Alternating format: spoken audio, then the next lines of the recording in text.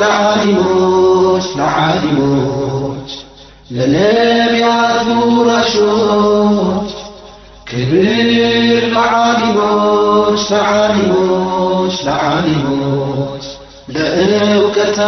لأوكتافتوش 1929 እስከ 1995 ዓመተ ልደት ሐጂ ሙሳ ኪኪያ።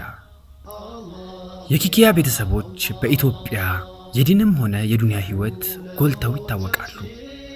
ለምሳሌ ሐጂ ሙሳ ኪኪያ አስመጭና ላኪ የነበሩ ቢሆንም በሀገራችን ግንባር ቀደም የዳዕዋ ጀማዓ አሚር ሆነውም ይታወሳሉ። ስለ እርሳቸው የዳዕዋ ሥራ ያልሰማ ኢትዮጵያዊ ሙስሊም ይኖራል ብሎ ማሰብ ፈጽሞ አይቻልም። እስከ ደርግ ዘመነ መንግስት በሀገሪቱ ኢኮኖሚ ግንባር ቀደም ሚና ከነበራቸው ሐጂ ሳልህ ኪኪያና ወንድማቸው ሐጂ ኡስማን ኪኪያ የሚጠቀሱ ነበሩ። የኪኪያ ኩባንያ በኢትዮጵያ በተለይም በአዲስ አበባ የንግድ ህይወት ቁንጮ እንደነበር በመርካቶ ለመጀመሪያ ጊዜ በድንጋይ የተገነቡት 400 ያህል ሱቆች የኪኪያ ሱቆች መሆናቸውና ሌሎችም አያሌ አዳዲስ ነገሮች ለኢትዮጵያ ያስተዋወቁት ሁለቱ ወንድማማቾች እንደሆኑ መረጃዎች ያመለክታሉ። ሰላሐዲን መሐመድ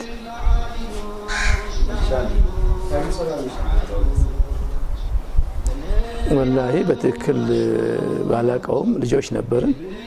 አንወር መስጂድ ለሰላት በምንሄድበት ጊዜ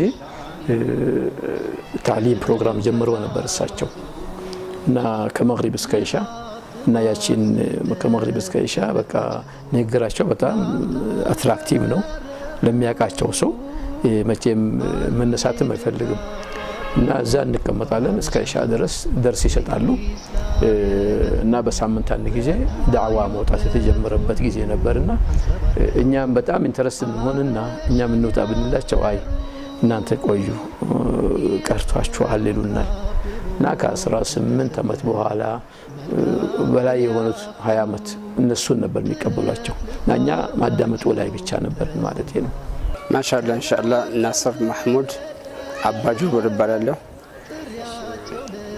ደና ለዚህ ቀለም ተፈቃሪኛ ስለሆነ ዋጋስ ስለሆነ በኋላለት ምንስ ይችላል ይሳለ ከዱሳ ጋር በምን አጋጣሚ ታውቁ? ወላሂ ሐጂ ሙሳ ቢያንስ ከዛሬ 40-50 ዓመት በፊት ነው ተውቃችን እና ያው የተዋወቅነው ያው በዚህ በዳዕዋ ስራ ነው። መቼስ ያው እንደምታውቁት ነው ይሄ ዳዕዋ ስራ የዚህ ዳዕዋ ስራ መሰረቱ እምብርቱ ማለት ይቻላል ወይም ግንዱ ስሩ አጠቃላይ ሐጂ ሙሳ ናቸው። አላህ እንግዲህ ሰከኑ ፊል ጀና ያው መቀመጫቸውን አላህ ጀነቱል ፊርደውስ አላህ ያርግላቸው። ለዚህ ያደረሱን የመንፈስ ደስታ የቀልብ እርካታ እንድናገኝ በሌላ አካባቢ ደግሞ እንደዚሁ በዚሁ በዳዕዋ ስራ ህይወታችን እንዲመራ ከዚህ ከዳዕዋ ስራ ደግሞ አልፎ ባሻገር ደግሞ በአኽላቅ ዙሪያ ሲፋ ባህሪ ባለማጋነን በቃ አንተ ማንል አውሊያ አላህ ሲባል እዛ ራእይቱም ذكر الله አሉ ወሊ ሲባላሉ አንተ ሰውየውን አይተ አኽራን የምታስታውስ ከሆነ እውነትም ያ ሰውየ ወልይ ነው ተብሏል። ስለዚህ በዛ አይነት ያው እሳቸውን ገና በምንመለከትበት ጊዜ በቃ ትዝ ብለን አኽራ ነው። እኔ ዘይኑ መሐመድ አህመድ ነው ስሜ። ያው መስጊድ ውስጥ ነው የተዋወቅነው። እሳቸው የዳዕዋ ስራ ሲሰሩ እዛው መስጊድ ውስጥ ተርሂብ ሲያደርጉ እኛ ያው ከሰዎች ልጆችም ሆነን ከአጠገባቸው እየተቀመጠን ከሰዎች ጋር እናዳምጣቸዋለን። እኔ በደንብ ማስታውሰው ያው 68-69 ጀምሮ ነው በስልጣና ልጆችና የተመታን ወደ 70 አካባቢ ነው። 69 መጨረሻ ወደ 70 አካባቢ ነው በኢሃባና ያው በኢሃባ ጊዜ ማለት ነው። ኢሃባ ጊዜ ሐጂም እዚህ አይነት ብዙ ኳሊቲዎች ነበራቸው። ከኳሊቲው አንዱ ምንድነው? ከሰው ጋር መግባባት በቃ ሴቷ ጋር ሲገናኙ ከሴቷ ጋር እንዴት መነጋገር እንዳለባቸው የተካኑ ሰው ነበሩ ዓሊም ጋር ሲገናኙ ከዓሊም ጋር እንዴት መገናኘት እንዳለባቸው ያውቃሉ። ተራ ሰው አብዛኛው ተራ ልጆች ነበርን እኛ የተማረን ነበር በዕልሙም ደረጃ በዘመናዊ ትምህርቱም በዛ ጊዜ ወጣቶች ነን እና ከኛ ጋር ደግሞ እንዴት አድርገው እንደሚያጫውቱን ትልቅ ሆነ አንተ ልጆችን ማጫወት መቻል እኮ ጊፍት እና እንደዛ ደግሞ ቸር በቃ እጃቸው በቃ ሰፊ ቤታቸው ብቻቸውን በልተው አያውቁም። ስፔሻሊ ምሳ ጊዜ ጧት እንኳን ያው ሁሉም ስራ ላይ ምናምን ስላለ ብቻቸውን ይበሉ ይችላሉ። እራትም እንደዚያ ግን ምሳ በቃ እኔ ብቻቸውን የበሉበት ጊዜ ምንም ትዝ አይልም። ከትዝታዎች ውስጥ ዋናውና ትልቁ ምናልባት እኔ በኔ በኩል የራሴ ተሞክሮ የተለየ ግንኙነት ነበረን ከኔ ጋራ። ያው እናቴም አላህ ረህማ በህይወት በነበረችበት ወቅት ያማት ነበር፣ ይሄ ሳል በሽታ ነበረባትና እናቴን ቢያንስ እንደው በወር አንድ ጊዜ መጥተው ይዘይሯት ነበር እናቴን እና በቃ ይሄ በሳሉ ሁኔታ በጣም ይጨነቃሉ፣ ይፈከራሉ። ናስር እንዴት ይሻላል በቃ ያው ሐኪም ቤት ሁላ ሙከራ አድርጓል። ከዛ በተረፈ በአኽላቅ ዙሪያ ደግሞ በተለይ ሲፋቸው በምትመለከትበት ጊዜ አንድ ወቅት ያው እናቴ ወደ አኽራ ልክ እንደሄደች ቀጥታ እንደሰሙ ያው እንግዲህ ወዲያውኑ ነው በሮ የመጡት። ያው እንደውም መጀመሪያ የተገኙት እሳቸው ናቸው ማለት ትችላለሁ። እና በቃ ከዚህ ሁኔታ የተማርኩት ትምህርት እኔ ከራስ ሀጃ ለወንድም ሀጃ መሞትን፣ ከራስ ፍላጎት ለወንድም ፍላጎት መቆምን፣ ከራስ ጥቅም ለወንድም ጥቅም መደሰት መቻልን። ኪኪያ ማለት የቤተሰብ ስም ነው። ሐጂ ሙሳ አባታቸው ሐጂ ማህሙድ ኪኪያ ይባላሉ። ኪኪያኖች ከጥንት ከጠዋቱ የጠንካራ ሙስሊም ቤተሰብና በዓለም የታወቁ የቱርክ ነጋዴ ዘሮች ናቸው።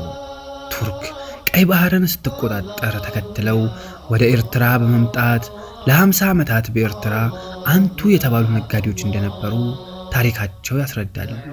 ጣሊያን ወደ ኢትዮጵያ ስትገባም ወደ አዲስ አበባ በመምጣት የኢትዮጵያን ኢኮኖሚ በአንድ ጊዜ ወደ ላቀ ደረጃ ማድረሳቸውም ታሪክ ይመሰክርላቸዋል።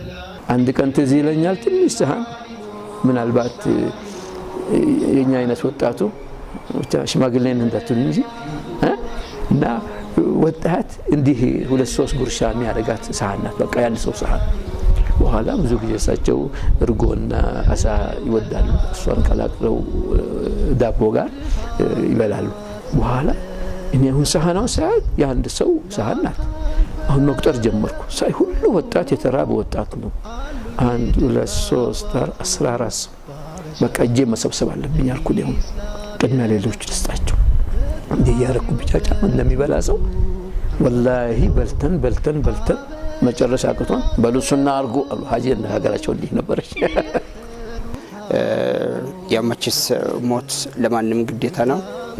ወደ አኺራ እንቲቃል እስካርጉበት ጊዜ ድረስ ኡመቱን ሁላ ያያዝ ሲፋቸው ባህሪያቸው ነጋዴውንም ይሁን የተማረውንም ይሁን ያልተማረውንም ይሁን ሐታ በቃ መጠጥ ጠጪ ሰክሮ የመጣውን ሁላ አቅፎ ነበር የሚቀበሉት። እና ሐታ ጎረቤታቸው የተፈናቀሉ ከኤርትራ የመጡ ሰዎች ነበሩ እና እነሱ ያው መንግስት ትልቅ መጋዘን ሰጥቷቸው እዛ ይኖሩ ነበር። ያው ሽንት ቤት የለውም እንደምታውቀው መጋዘኑ፣ ውሃ አያገኙም። እና ሐጂ ሙሳ ለነሱ ከ11 ሰዓት ጀምሮ ውሃቸውን ከፈቱላቸው። ቧንቧ ሰልፍ አድርገው ባልዲ ሁሉም ቀጥቶ አንድ ባልዲ ማግኘት በዛ ጊዜ ቀላል አይደለም። እና ይዘው እስከ ጧት ድረስ ያኖራቸዋል ለመጠጣቸው፣ ለእቃቸው፣ ለምናቸው በቃ። ከዛ ሲሞቱ እሳቸው ከዛ ውስጥ አንድ ሴትዮ ነበረች። ምን አለች? ክርስቲያን ናት። አንተ እግዚአብሔር አለች ሚሞት ሰው ታቶ ነው ይሄን አንድ ጥሩ ሰው የወሰድከው አለች። እና በቃ ለቅሶ በለቅሶ አረጋቸው። ዲን ሲባል አጠቃላይ ሙሉ ዲን ሐጂ ሙሳ ላይ ታይ ነበረ። ሙሉ ዲን ምሳሌ አሁን ሰው ዲን ሲባል ዒባዳ ላይ ብቻ ያተኩራል ወይ ዒልም ይሄ እነዚህ ወይ ዚክር ሊሆን ይችላል። ይሄ ሁሉ አንድ ብራንች ነው። ነገር ግን አጠቃላይ ሙሉ ዲን ማህበራዊ ኑሮ ላይ ነው ያለው። ቢያንስ እንደ 90-95% ማህበራዊ ኑሮ ላይ ነው ያለው። ይሄን ማህበራዊ ኑሮን እሳቸው ላይ ታይ ነበረ። ለሰው የመጨነቅ ሁኔታ ምግቡ ደግሞ በረካው ራሱ ወመን የተቂላህ የጅዐል መኽረጃ ነውና የተቀዋቸውን ሁኔታ በምትመለከትበት ጊዜ በትንሹ የመብቃቃት ባህሪ ትረዳለህ። እና ደከመኛ ይሉ ለአንድ ሰው አይቀንሱ፣ ሁሉንም ያስተናግዱታል። ይሄ ብዛቱ ብዛት አይደለም ህዝቡ እና ለእያንዳንዱ ሰው ማለት ነው። እና ሰዓቱን አብቃቅተው ያ ሁሉ ሰው ማለት ነው እና ምንም ሳይከፋ ልክ የዱንያውንም እንደ ዲን ነገር አድርገው የዲኑንም ደግሞ ዲን አድርገው ሙሉ ለሙሉ ይዘው ያ ሁሉ ሰው ይዞ መጓዙ ነው እኔ የሚገርመኝ። ለእያንዳንዱ ሰው ያ የሚመጣ ሰው ችግሩ በቃ እሳቸው ጋር ነው የሚፈታው። እኔ እንደምወዳቸው ባይወዱኝም እሳቸው ደረጃ ባይኖረኝም ግን እንደዛም ሆኖ መቃብር ሄደን ቀብሩ ቦታ ለመድረስ አልቻልንም። ምንም ቦታ የለም፣ ማንም አያሳልፍህም። በቃ ጥብቅ ብሏል። በቃ መንገድ የለም። በጣም ምን ያህል ርቀት ልበላችሁ፣ ቢያንስ 100 ሜትር ያህል ቆሜያለሁ። በቃ ማለፍ አልቻልኩም እና ሲያስገቧቸው ሁሉ ቀብሩ ውስጥ እድል አላገኘሁም። እዛ ሆኜ በቃ ከህዝቡ ብዛት ማለት ነው።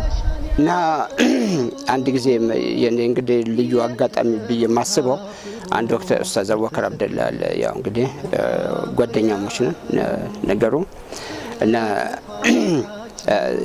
እሱ አግብቶ ነበር እዛ ወደ ሸጎሌ አካባቢ እና እዛ አግብቶ እዛው እያለ ውሰደኝ አሉ። አሁን ከዛ እዛ ኡስታዝ አቡበከር የነበረበት ቤት ለ6 ወር ያህል አስቀምጦታል። ሰውየው ቤቱ ማሻአላ አፓርታማ ነው። በቃ የዱንያዊ ሁኔታዎች የተሟሉለት ይመስላል። አሁን ከዛ ያው እንግዲህ ገባን። ልክ እንደገባን ይሄ ሰውየው አላህ ረህማቸው ሐጂ ኑር ሁሴን ይባላሉ። ለኡስታዝ አቡበከር ቤት ሰጥቶት የነበረው ሞቷል። እሳቸውም ያው እንግዲህ ይሄ ሐጂ ኑር ሁሴን ቤት ነው፣ ይሄ ፎቁ ይሁን እንደዚህ ነው፣ ይሄ ከስር ሳስረዳ ዝም በል አንተ ዱንያ ታስታውቀኝ። በቃ ከዛ በኋላ ያው ዛሬ እንግዲህ አቡበከር አግብቶ የልጅ ሁላ ቤቱ አሁን ቀበሌ ሆኗል። ቤቱ ራሱ ኡስታዝ አቡበከር ቤት እና ስለዚህ አሁን ከዛ በኋላ እኔ ራሴ የዱንያ ረብሻ ተፈንቅሎ ይወጣልኝ ከዛ በኋላ ነው። ሐጂ ሙሳ ኪኪያ የሀገራችን የመጀመሪያው የጀማዓተ ተብሊግ ጀማዓ አሚር ነበሩ። ጀማዓተ ተብሊግ በሀገራችን የተመሰረተው በ1950ዎቹ መጨረሻ ወይም በ1960ዎቹ ሳይሆን እንደማይቀር ይገመታል። ከዚያ በፊት አንዳንድ የፓኪስታንና የህንድ የዳዕዋ ሰዎች አዲስ አበባ እየመጡ ከትላልቅ ዓሊሞች ጋር እየተገናኙ በአንዋር መስጂድ ዳዕዋ ያደርጉ እንደነበረም ይወሳል። በሂደት ግን የተለያዩ ዑለማዎች በዳዕዋው ሥራ እጅግ በመሳባቸው ከውጭ ሀገር ለዳዕዋ እኛ ዘንድ እየመጡ እኛ ስለምን አንጀምረውም በሚል መልካም እሳቤ ጀማዓው ተፈጠረ። የጀማዓው አሚርም ሐጂ ሙሳ ሆነው ተመረጡ። መነገር አለበት የምለው ነገር እኔ አንድ ሰው ማለት ነው ቢቻል አሁን የእሳቸውን ጸባይ ይሄ ልቡ ሰፊ አድርጎ ሁሉንም በአንድ አይን ማየት እና ጥላቻና ይሄ መከፋፈል ነገር ትቶ ማለት ነው መከፋፈሉን ይሄ በማንኛውም መልክ ይሁን ማለት ነው። እሳቸው ላኢላሃ ኢላላህ ሙሐመድ ረሱሉላህ ካለ ምንም የሰውዬ ደካማ ጎን አልነበረም ያዩት እና ያንን ልክ የእሳቸውን አርያ ለመከተል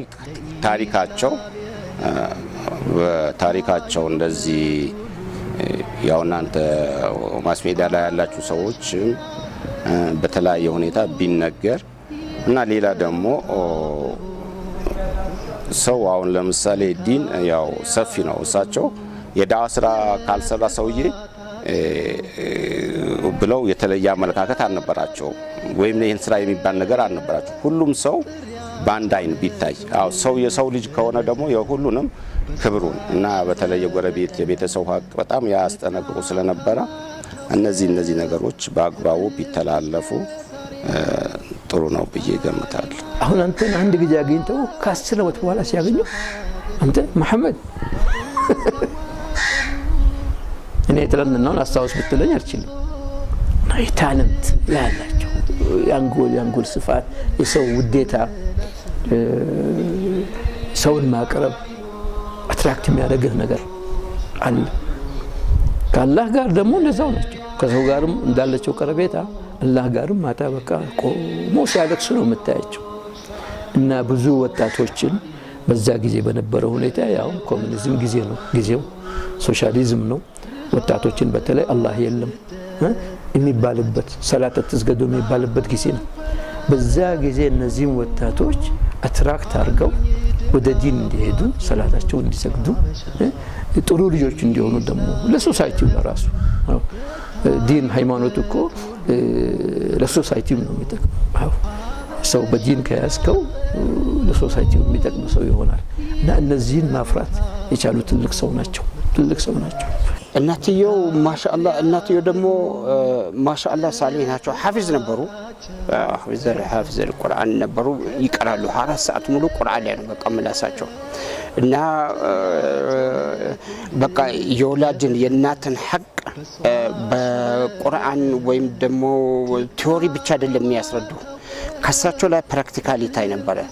የእናት ሐቅ ምን ያህል ክብደት እንዳለው እናት ሐቅ እንደዛ አክብረህ እንኳን ነፃ መውጣትህ ጥርጣሬ ውስጥ የሚያስገባህ እንኳን ተዝናንተህባቸው ወላጆች ላይ ማለት አይደለም። ስለዚህ ያው በሚገቡበት ጊዜ እኔ አንድ ጊዜ አጋጥሞኛል። አንድ ጊዜ ነው ያው ውስጥ እግራቸውን እንደዚህ ማይዳነሽ በዛ ግዙፍ ነው ሰውነታቸው፣ በዛ ውስጥ እግራቸውን ሲስሟቻለሁ።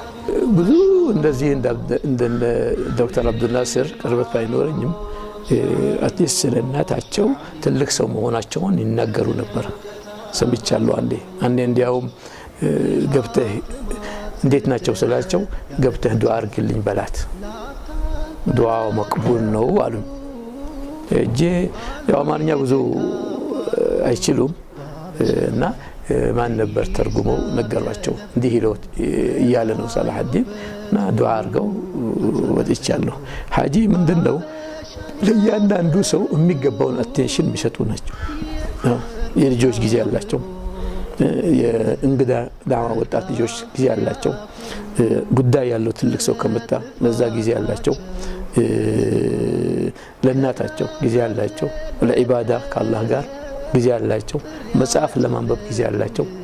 ዴይሊ 50 ፔጅ ሳላነብ አልተኛም ይላል። ዴይሊ ነው ማለት 50 ፔጅ ያነባሉ። ያው የዲኑ ሞደርን ኤጁኬሽንም ታሪክም ቋንቋም ሁሉ ያደርጉ ነበር።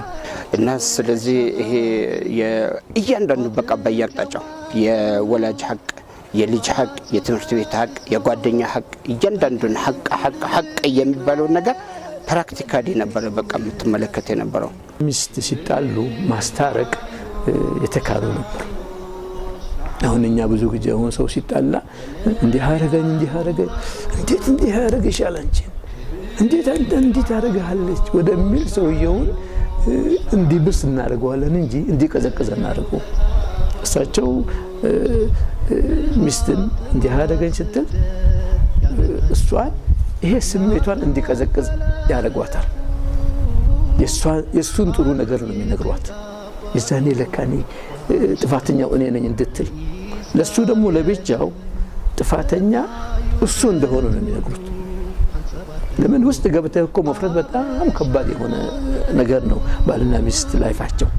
እና ስለዚህ እንደዛ አድርገው አቀዝቅዘው ብዙ ባልና ሚስት ያስታረቁበት ሁኔታ አስታውሳለሁ። እሳቸው መቼስ ላከማል ኢላላህ ነው። ላከማል ኢላላህ ነው፣ ሙሉ አላህ ብቻ ነው። አሁን እሳቸው ተሞገሱም አልተሞገሱም ይሄን ኡመት ሁሉ አፍርቶ ሄዷል። በቃ እያንዳንዱ ሰው ያበደላቸው ኸልቅ ናቸው። በምንድነው የዲን ሰው ስለነበሩ ነው ማለት ነው። በቃ 24 ሰዓት ሙሉ ሐመገም ጭንቀታቸው ሁላ ዲን ነበረ። ሰውን ሁላ የሚያያይዙት ከዲን ጋር ነው።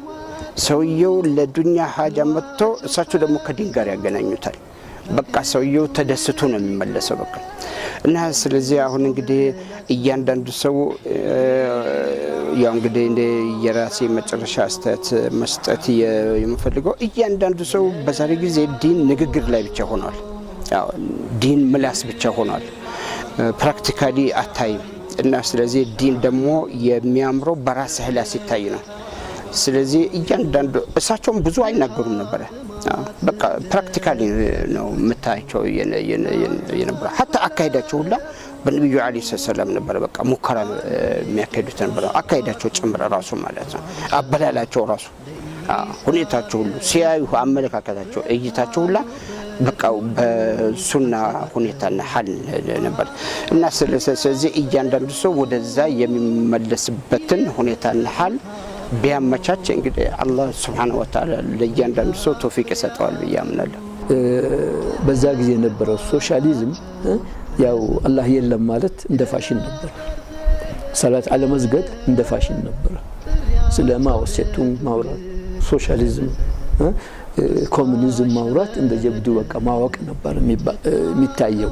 እዛ ትምህርት ቤት ባለንበት ጊዜ ተፈሪ መኮንን በቃ በየጊዜው ረብሻ ምናምን ይሄ ነበር አመለካከት እና ወላኪን ሀጂ በዚህ በነገርኳቸው አፕሮች ወጣቱ አንወር መስጂድ እንዲመጣ አረጉት እንጂ ከወጣቶች በፊት አስታውሳለሁ 2-3 ሰፍ ነበር አንወር መስጂድ።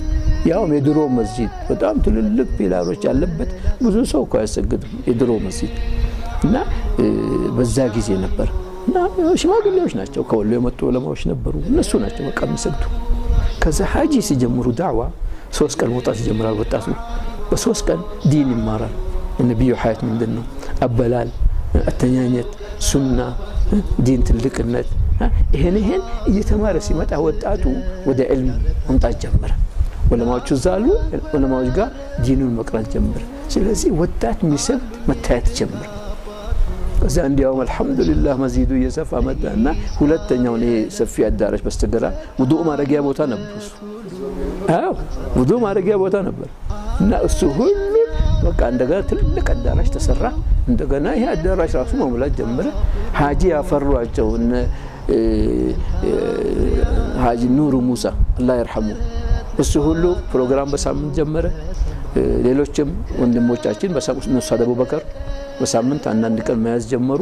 በዛ በቃ ወጣቱ ማሻአላህ ተባረከላ አሁን የምናየው ደረጃ ነውና አሁን በአሁኑም ጊዜ ከሌላ ሀገር ስናየው ወጣቱ እኛ ሀገር እኮ በየመስጂዱ 70% አዲስ ወጣት ነው። አልহামዱሊላህ የትም ሀገር አታይም። ብዙ ቦታውን አንዳንዴ ውጭ ስንሄድ እንነግራቸዋለን አያምኑ 70% ወጣት በጣም ነው የሚገርማቸው። ውጭ ሀገር የምታየው በቃ ሽማግሌ ነው ብዙ ጊዜ።